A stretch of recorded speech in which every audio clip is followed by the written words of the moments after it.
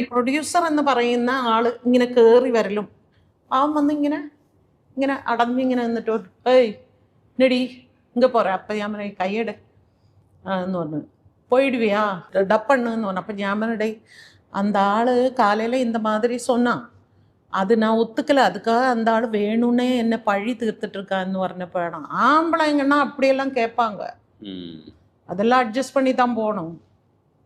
അപ്പം ഞാൻ പറഞ്ഞു നീ നിൻ്റെ വീട്ടിലുള്ളവരോട് അത് പറ, എനിക്ക് എന്തായാലും അത് പറ്റില്ല എന്ന് പറഞ്ഞ് ഞാൻ ഇവൻ്റെ കൈ ഇങ്ങനെ തട്ടി മാറ്റിയപ്പോൾ ഏയ് എന്നടി എന്ന് പറഞ്ഞ് ഇങ്ങനെ വന്നപ്പോഴാണ് ഞാൻ പറഞ്ഞു എട്ടി പോട്ടിന്ന് വിളിക്കുന്നു എന്ന് പറഞ്ഞു.